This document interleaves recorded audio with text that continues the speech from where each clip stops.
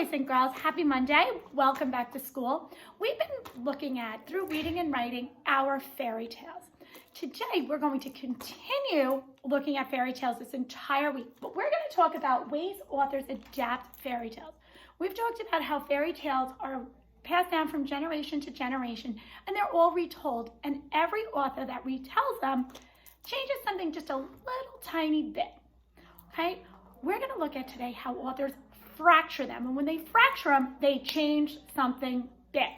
So they can change the main character, change the setting, change the time, so it can go from old-fashioned time to modern time, tell the story from another point of view, change the main events, change the motivation, and change the objects. So this week, we're going to look at fractured fairy tales.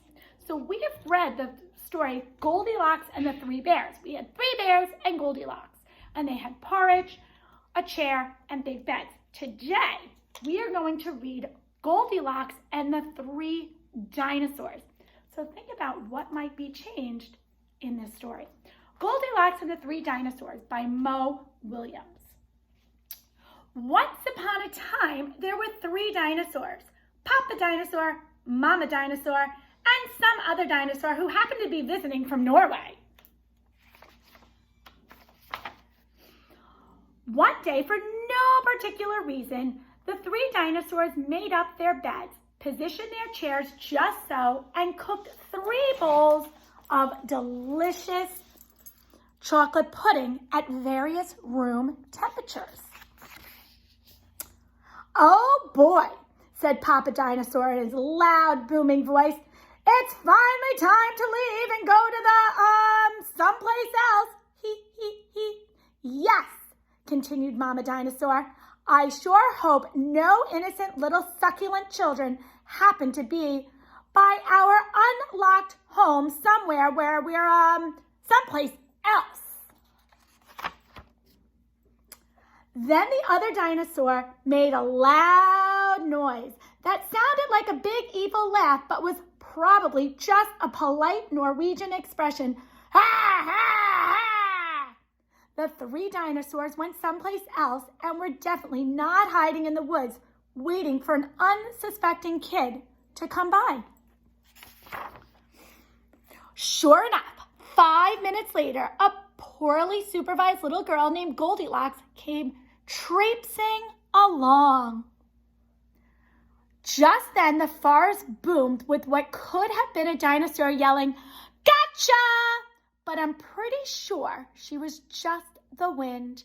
The loud noise was immediately followed by another loud noise that sounded kind of like, "Be patient, Papa Dinosaur. The trap is not yet sprung."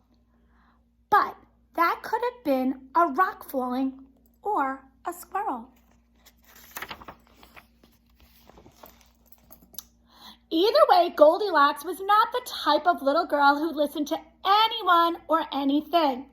For example, Goldilocks never listened to warnings about the dangers of barging into strange, enormous houses.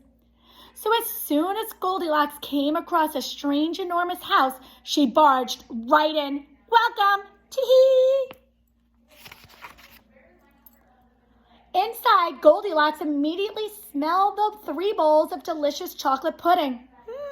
Said Goldilocks, "that chocolate pudding smells delicious. If only I could get all the way up to the top of that counter." Then Goldilocks noticed a very tall ladder that just happened to be there and certainly wasn't left on purpose. Goldilocks climbed up the ladder and found herself face to face with 3 gigantic bowls of chocolate pudding. The first bowl of chocolate pudding was too hot, but Goldilocks ate it all anyway because, hey, it's chocolate pudding, right? The second bowl of chocolate pudding was too cold, but who cares about temperature when you've got a big bowl of chocolate pudding? Not her. The third bowl of chocolate pudding was just right, but Goldilocks was on such a roll by now, she hardly noticed. Soon, Soon Goldilocks was stuffed like one of those delicious chocolate-filled little girl bonbons, which, by the way, are totally not the favorite thing in the whole wide world for hungry dinosaurs. Tired and groggy, Goldilocks noticed 3 chairs in the living room, so she climbed down the ladder and walked out of the kitchen. The first chair was too tall. The second chair was too tall. But the third chair was too tall. Goldilocks wasn't going to climb that high just to sit in some chair, so she hiked over to the bedroom. When she got there, Goldilocks noticed that the beds were also gigantically big.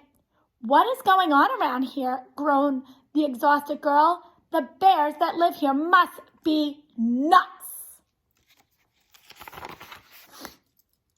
Just then, the room filled with a loud, booming noise that was either a passing truck or a dinosaur gloating.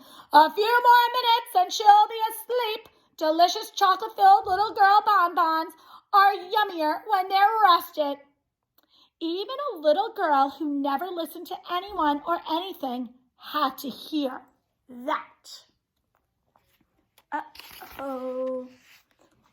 Goldilocks took a minute to stop and think, which was longer than she was used to stopping and thinking. Home, sweet dinosaur, home. "Hey," she told herself, "this isn't some bear's house. This is some dinosaur's house." Say what you like about Goldilocks, but she was no fool. As quickly as she could, she ran to the back door and got out of there. Just then, a loud plane flew by, which sounded pretty much like a trio of dinosaurs yelling, "Now!" or "Charge!" or their Norwegian expression for "Chili time!" Suddenly, and completely coincidentally, the 3 dinosaurs rushed through the front door, but they were too late. Goldilocks was gone, and all that was left in the house were 3 disappointed dinosaurs. The end. And the moral is, if you ever find yourself in the wrong house, leave. The end. And the moral for the dinosaurs is, lock the back door.